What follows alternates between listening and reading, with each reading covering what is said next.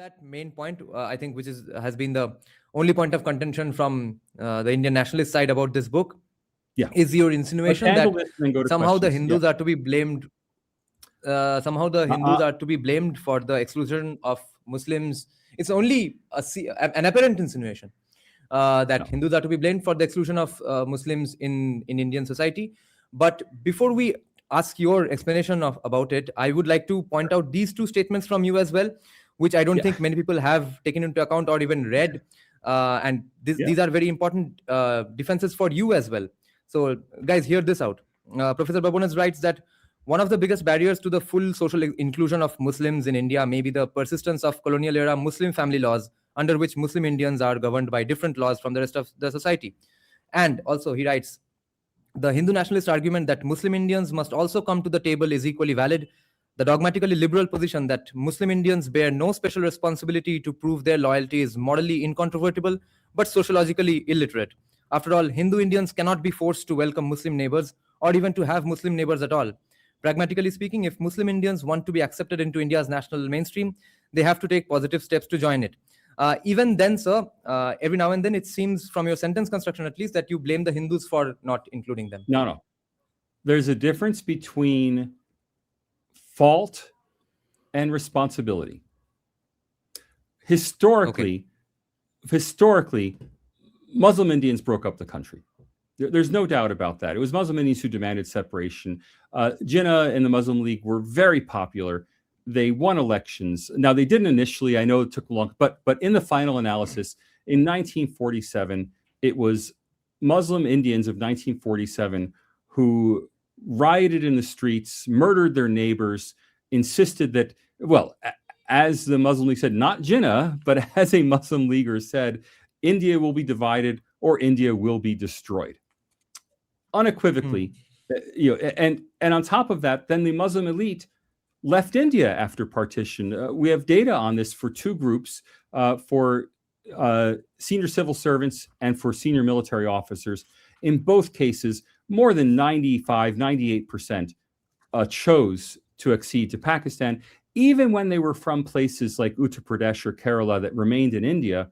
The Muslim officers built their careers in Pakistan. The Khan market itself, which we talked about earlier, is named for a Congress leader who was anti-partition, but who, when partition came, decided to go to Pakistan, right? So absolutely, if you go back 100 years or 80 years, it was the Muslim Indians of 80 years ago who demanded partition. That said, there are 200 million Muslim Indians today.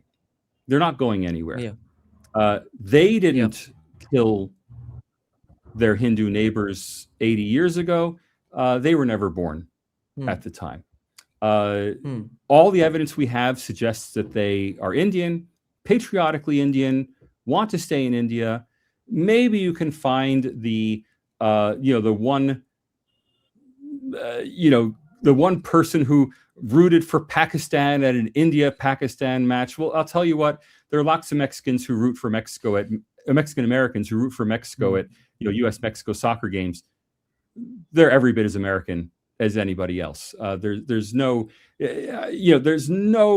sign of Muslim Indians wanting to live anywhere but India. There's zero out-migration of Muslim Indians other than to highly attractive destinations like the U.S. and Australia, where Hindu Indians also want to go, and Sikh Indians also want to go to the U.S. and Australia.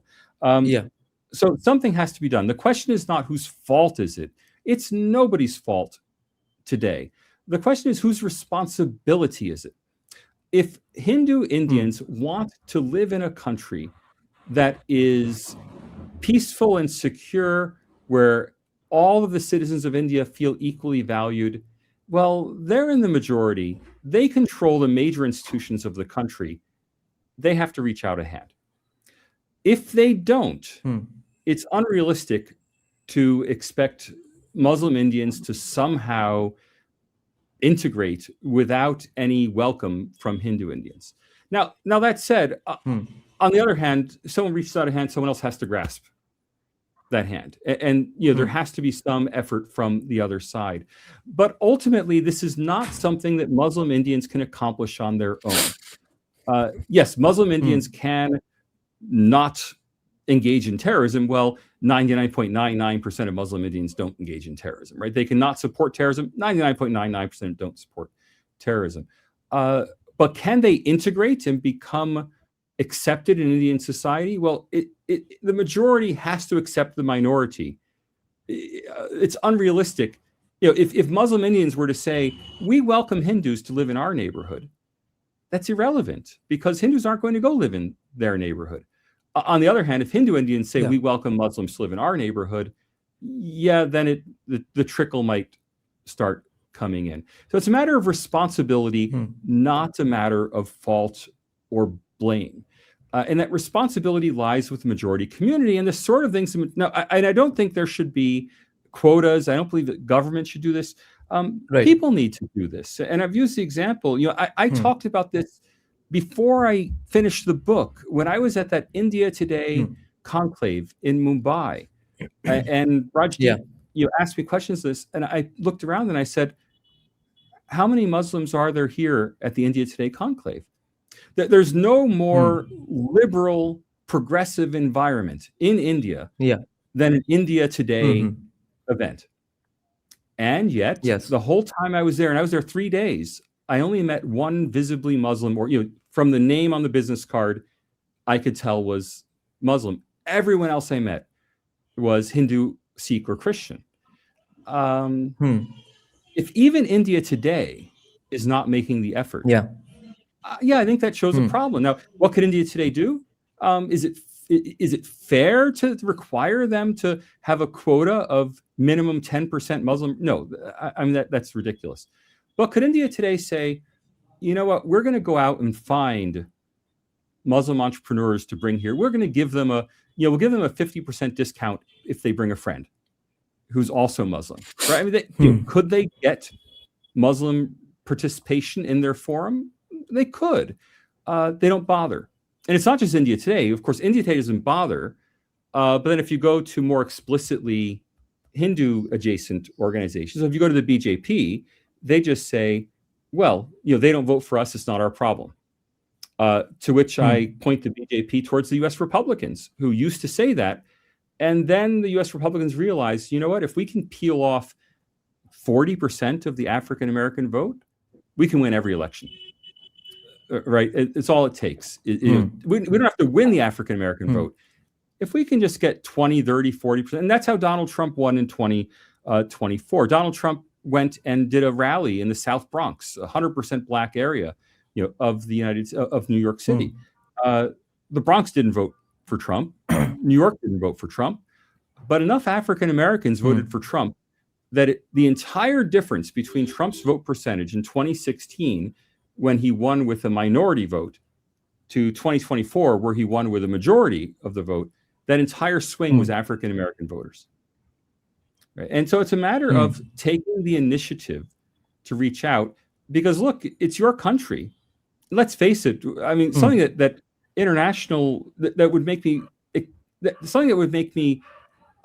completely anathema to my colleagues is saying that, let's face it, India is a Hindu country. I mean, every child knows that. Every American school child knows that India is a Hindu country. It's only academics who say, no, India is not a Hindu country. It's a secular, multi-religious country. It's a Hindu country. Well, if it's a Hindu country, if you want Muslims to be part of that Hindu country, there has to be some explicit effort to make them part of it.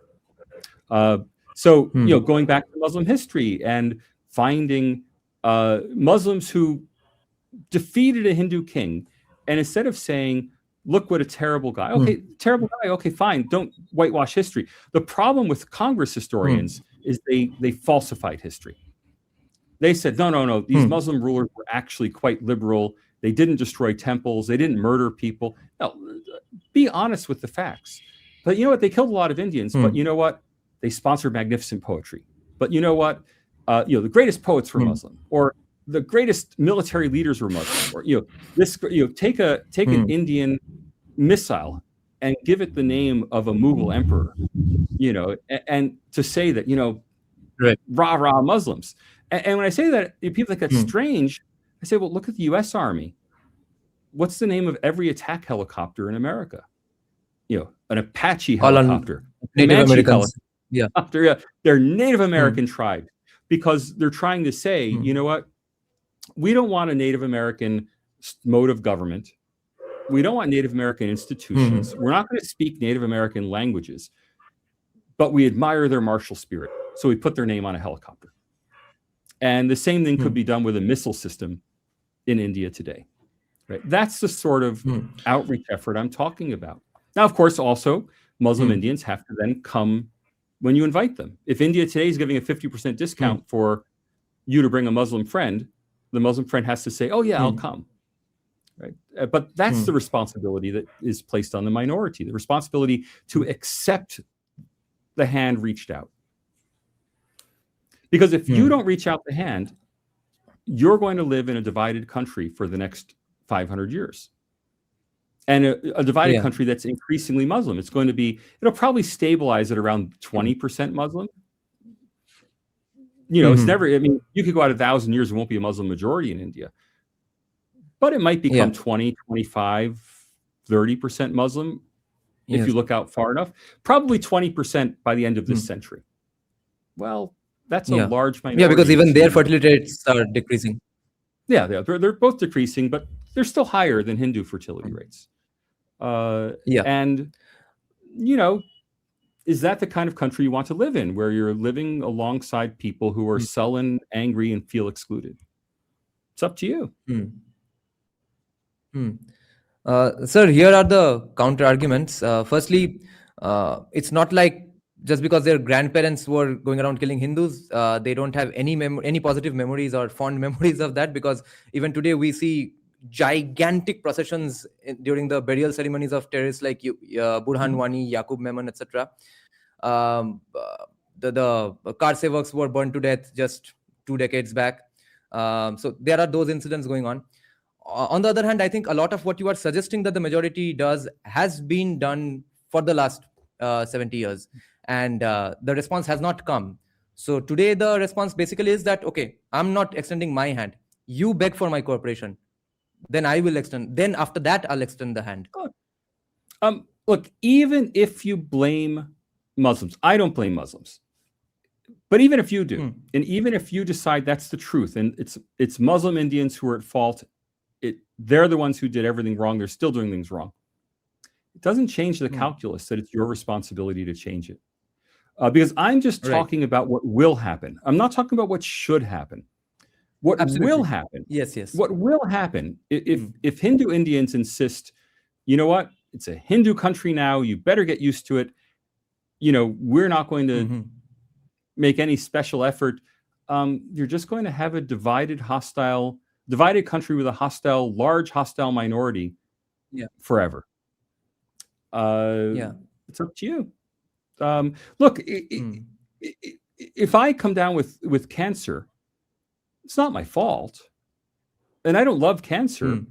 But it's my responsibility to learn how to live with it and how to treat it and how to, and the option with cancer is you could cut it out, but you can't cut out 15% of your population. So no. What are you going to do? It's just the reality. Maybe a better example in cancer, if I have a weak heart, well, I've got to go to the gym. It's not my fault. But nonetheless, I'm the one who has to do something about it. I'm not blaming Hindus. I'm just saying that whoever's fault it is, it's the Hindu majority who has to do something to address it, or accept or repress it.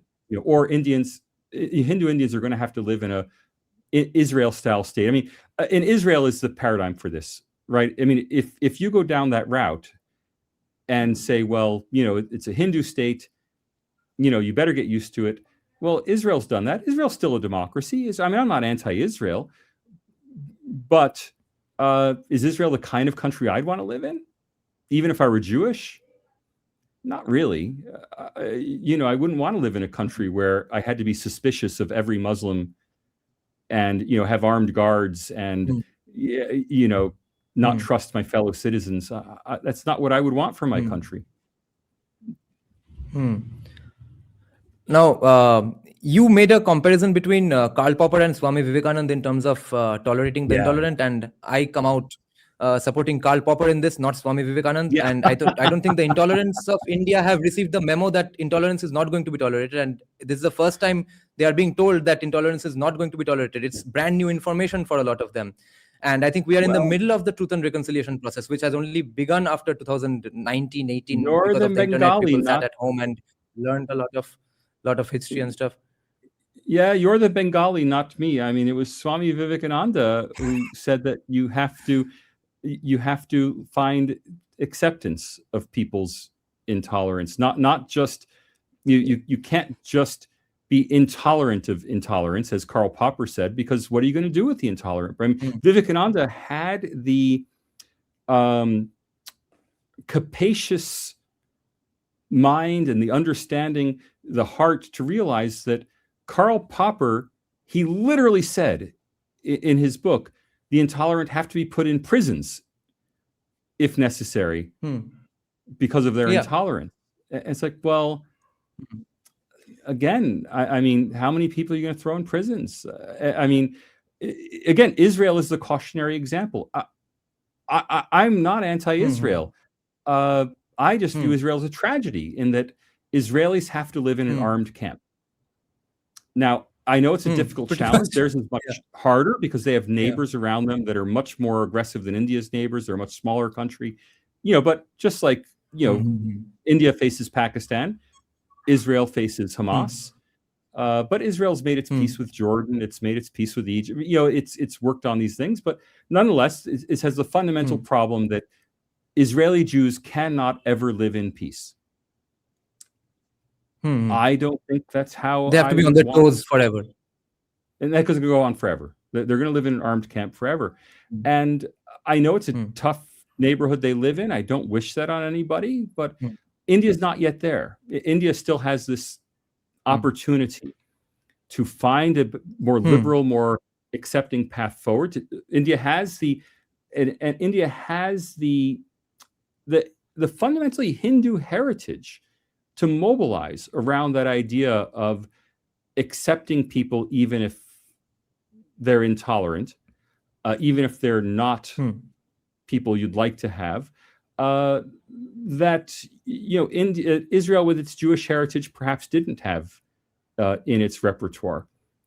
India is also not nearly. I mean, the situation of Muslim Indians is nothing like as hostile as the situation of Muslim Israelis.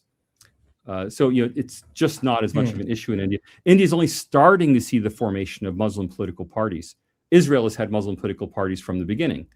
So I think India can handle this, and I hope India will. It's just something that I wish well for you and your fellow countrymen.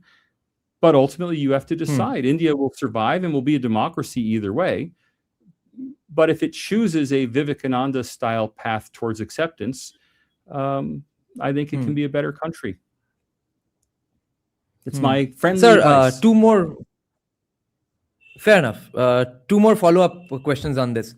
One is, what do you think of the argument that this is a negotiation tactic, even because negotiation does not happen by starting out saying that, okay, here's a kilometer, and then I hope that you give me 2 kilometers back. And now what we are doing is maybe taking a kilometer and then negotiating how many inches to give away. Because so far it has been that take an inch. That's how we establish good faith. Therefore, we expect good faith in return, and it has never come. Well, if you've read the book, and I know you have, I've been very critical of the Congress, the historical Congress Party, in its approach.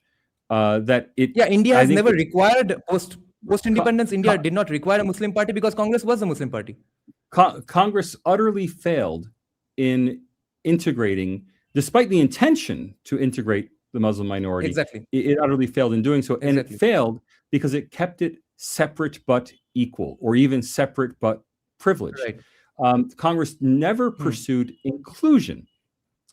So when it empowered Muslim leaders, it empowered imams. It empowered Muslim leaders to run Muslim communities. That's very different from getting a Muslim professional into your Hindu-led news organization, or getting a Muslim candidate into your Hindu-led party, or getting a Muslim engineer onto your team in Bangalore or Hyderabad, right? I mean, if running a medical practice, I mean, in India, it gets down to the fact that there are Muslim medical practices and Hindu medical practices. Can the Hindu medical practice have more Muslim doctors in it, or has it become a separate community? And a lot of the tragedy has been that even among medical doctors, as we saw in the Delhi attack, so Kashmir is a special case in this, but even that, they're living in separate parallel worlds as Muslim doctors, right? Not as Indian doctors who are Muslim in faith. And it's very different from the U.S., where in the U.S. Muslims integrate very well because they're integrating into majority institutions, and nobody minds that they're Muslim. They're just integrated into majority institutions. Now, it's not Hindus' fault that the Muslim intelligentsia left 80 years ago, and the people who are Muslims who are in India now are not the descendants of those intelligentsia. They're the descendants of just ordinary Indian who worked in all walks of life. India needs to cultivate the formation of a new Muslim intelligentsia, or it won't have one. And the Muslim leadership, I think Modi is trying that. I don't see the BJP as being a force for inclusion in India. I don't think they've done much. Okay. I think there's a moral sense among the BJP and the RSS that it's not their job. Muslims are welcome to do all these things, and we'll celebrate them if they do, but it's not our job. And I've consistently gotten that message both publicly and privately. Free laptops and stuff, which is that's way more than giving things to Muslims is different. That's what the Congress did, right? I mean, giving things for Muslim women, empowering Muslim students. I'm not talking about giving things to Muslims to buy them off. I'm talking about following Vivekananda in bringing people into your community. That's a very different approach that has not been tried, at least not at a national level in India. I'm not familiar with every local or state level initiative that may have existed. But I don't think it's been tried at the national level in India. And I think it's the only path to a normalization of the status of Muslim Indians so that no one ever again says, go back to Pakistan. Because frankly, no one's going to go back to Pakistan. There's nowhere to go back to. By the way, sir, Muslims really integrate very well in. Go ahead. Yes, it's not a matter of right or wrong. It's whether you like it or not. It just has to be done, or face the consequences of having either inclusion or repression.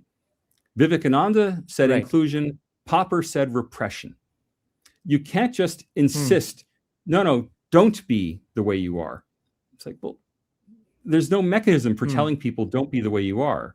Either you include them or you repress them. And that's a choice for India to make. I think we agree on the goal here. I just believe that the Karl Popper way is the way to achieve the Vivekananda way. And I think Muslims integrate very well into USA because of their First Amendment and the Second Amendment, which we don't have. If we have the First Amendment and the Second Amendment in the same way the USA has, they would integrate very well here as well. Every home has an AR-15, and you can say anything you want. They will integrate in 5 days. The second follow-up question is, sir, you said that there aren't any rich, successful Muslims seemingly, but then the entertainment industry, where they are ready to shake the hands, we are appreciating them all the time. There are no dearth of incredibly famous, popular Muslim musicians, classical musicians, popular musicians, the same in the US actors, directors. Yeah, exactly the same with African Americans in the US. They've always been they are extending the arms there. They are extending hands there in those industries. Entertainment is a unique field, and I don't know why, but historically, marginalized groups have been consistently successful in entertainment around the world. Why that's whether it's gypsies playing music in Europe or African Americans playing music. I don't know why that's the case, but sports and entertainment, maybe because they're purely talent based. I don't know, but sports and entertainment are not the whole not the whole society. And it's missing in the rest of society. I mean, African Americans were very successful in entertainment long before Jim Crow ended and segregation ended in the United States.